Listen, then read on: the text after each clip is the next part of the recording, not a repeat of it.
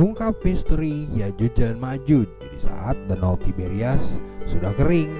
Siapakah sebenarnya Yajuj dan Majuj? Assalamualaikum warahmatullahi wabarakatuh, Sobat Nyubi TV dimanapun saat ini kalian berada. Kali ini Nyubi TV akan kembali menganalisa sebuah fenomena, sebuah misteri yang selalu menjadi perbincangan kita yang tidak ada habis-habisnya, tentang kisah Yajuj dan Majuj atau Gog dan Magog. Siapakah sebenarnya mereka? Manusiakah atau sebangsa makhluk halus atau monster misterius yang hilang terkurung dalam tembok gaib yang tidak terlihat yang dibuat oleh Zulkarnain?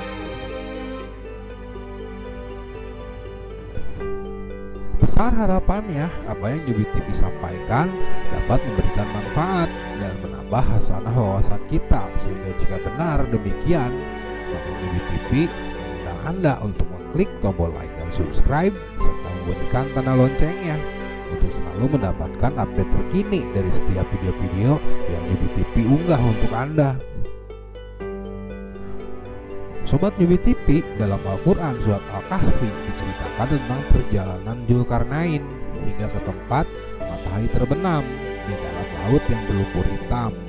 Selanjutnya beliau melanjutkannya lagi hingga sampai ke tempat matahari terbit, dan lalu beliau melanjutkannya pula hingga sampai ke dua buah gunung, di mana di belakang kedua gunung itu beliau menemui satu kaum yang hampir tidak dipahami cara berbicaranya.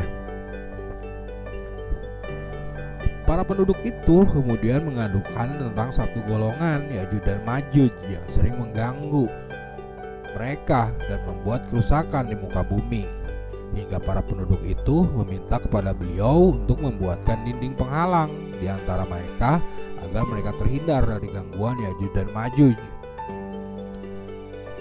Zulkarnain kemudian menolak menerima imbalan dari para penduduk itu, tetapi beliau meminta para penduduk itu membantunya dengan menyediakan potongan-potongan besi yang dipasang sama rata dengan tinggi kedua gunung itu.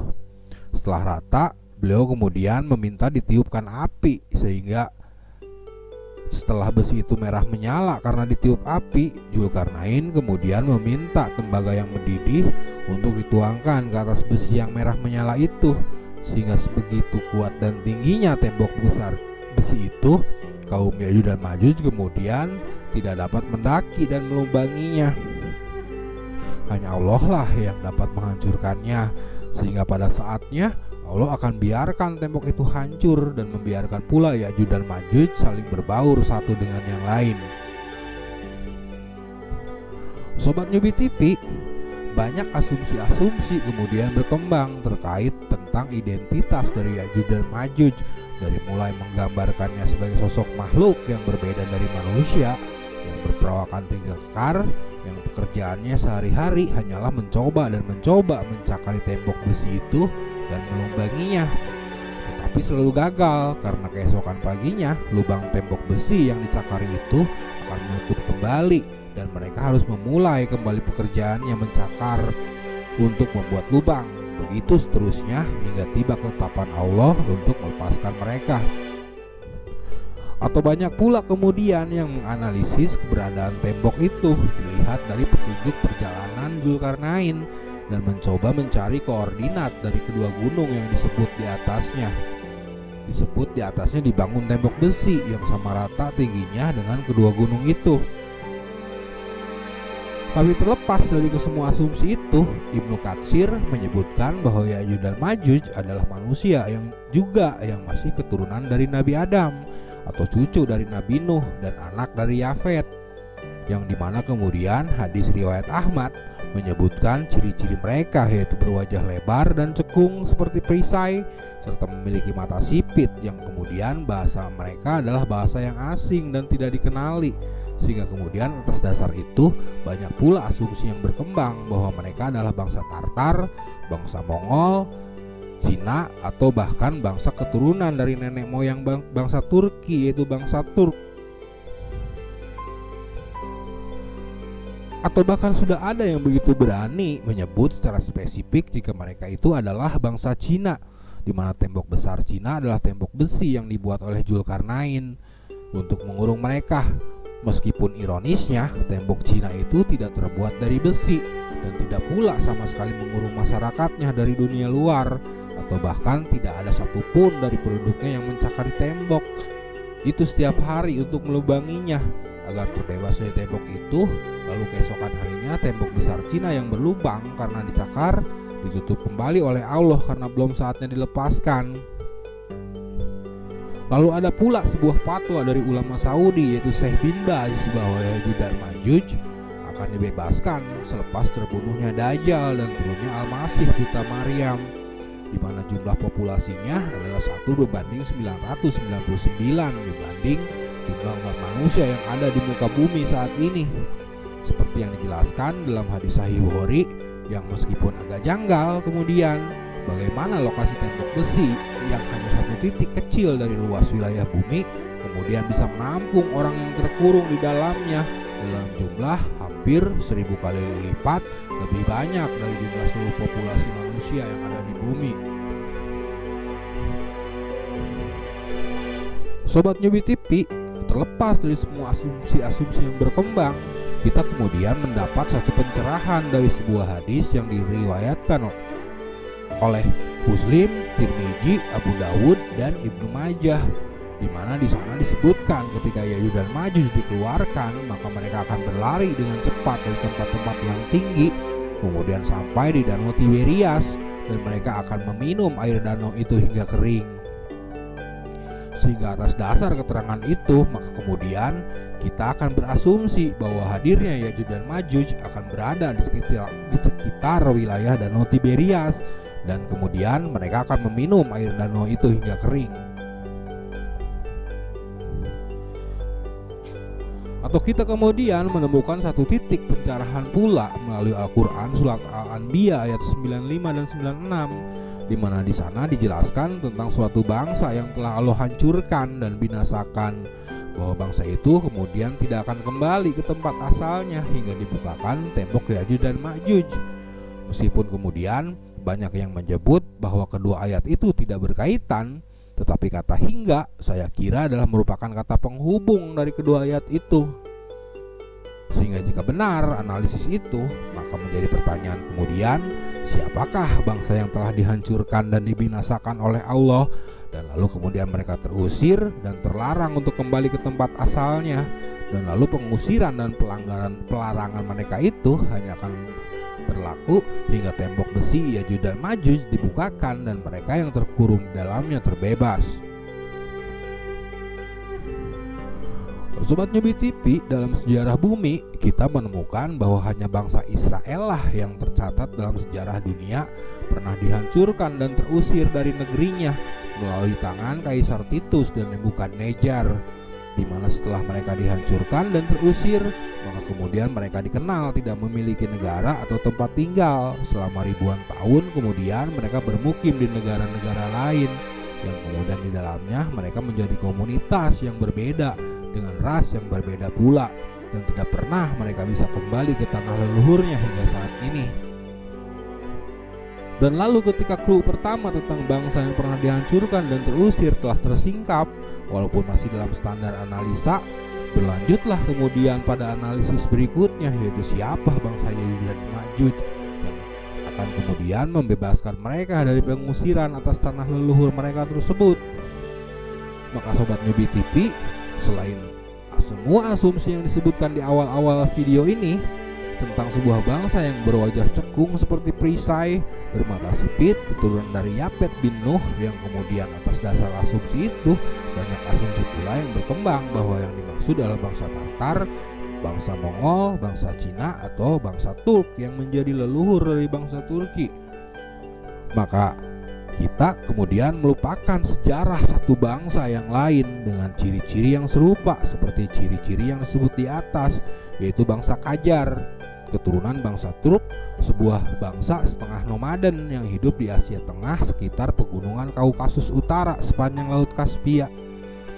Sebuah bangsa yang dikenal sangat suka berperang, bahkan sering disewa sebagai tentara bayaran untuk memerangi bangsa lain, di mana pada masa kejayaannya mereka menguasai sebagian besar wilayah Rusia Selatan sekarang seperti Kazakhstan Barat, Ukraina Timur, dan sebagian besar Kaukasus, termasuk di dalamnya Dagestan, Azerbaijan, dan Georgia.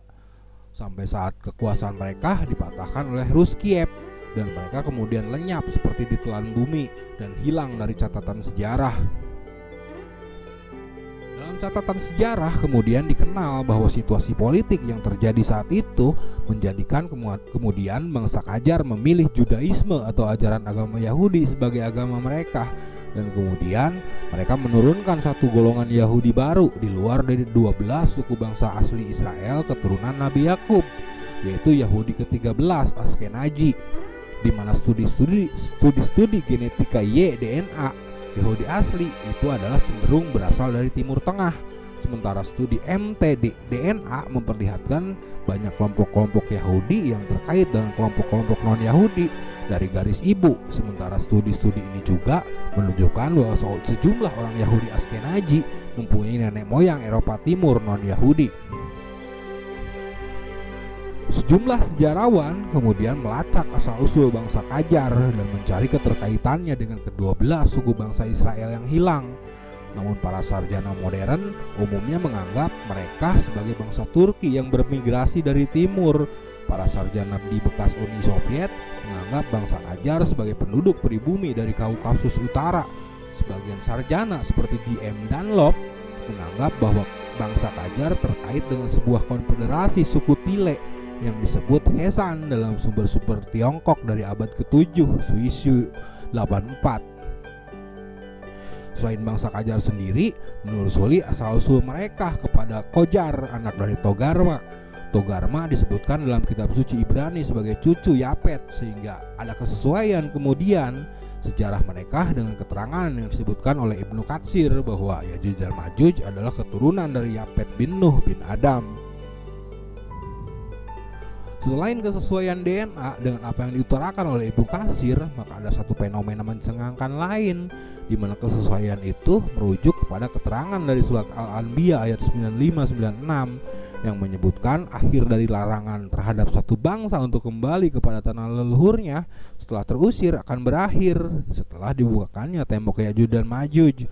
Karena faktanya kemudian satu-satunya bangsa yang tercatat dalam sejarah pernah dihancurkan lewat tangan Kaisar Titus dan Nebukadnezar itu, lalu kemudian mereka terusir dari tanah leluhurnya, maka hari ini larangan itu terhapus seiring dengan upaya yang dilakukan para Yahudi Askenazi itu.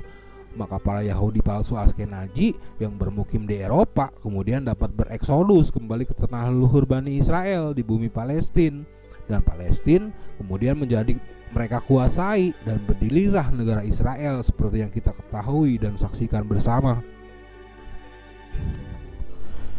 Di atas semua kesesuaian itu kemudian melahirkan sebuah fenomena yang paling mencengangkan, di mana ditemukan sebuah kesesuaian lain, yaitu kesesuaian seperti yang dijelaskan dalam hadis Sahih Muslim, Tirmizi, Ibnu Majah, dan Abu Daud, bahwa setelah bangsa Yahudi palsu Askenazi keturunan bangsa Qajar ini bereksodus dan bermukim di bumi Palestina, lalu kemudian mereka menjadikan Danau Tiberias sebagai sumber air minum dan mengeksploitasinya secara besar-besaran untuk berbagai kebutuhan sehari-hari mereka, hingga kita ketahui bersama air Danau Tiberias kemudian hari ini kering.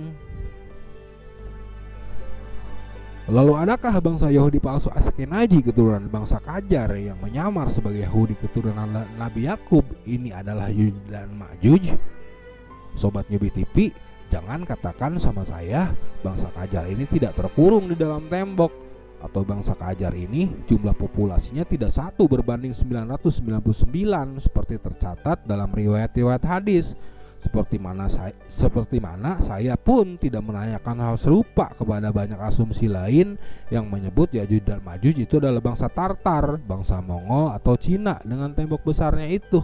Seperti mana pula kita tidak melihat larangan surat Al-Maidah ayat 51 untuk terlalang mendekati sebagian mereka yang menjadi pemimpin bagi sebagian yang lain, di mana ketika kita mendekati mereka bahkan bersekutu dengan mereka hanya untuk demi mengalahkan Persia dan Romawi, mengalahkan komunis bangkit atau menghadang bahaya Iran, maka kita akan dianggap sebagai bagian daripada mereka.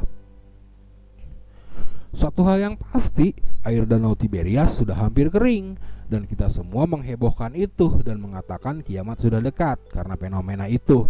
Dan ketika banyak dari kita heboh dengan fenomena keringnya Danau Tiberias dan menyebutnya sebagai pertanda kiamat sudah dekat, maka keringnya Danau Tiberias itu bukan karena faktor alam, melainkan karena diminum oleh Ya'juj dan Ma'juj.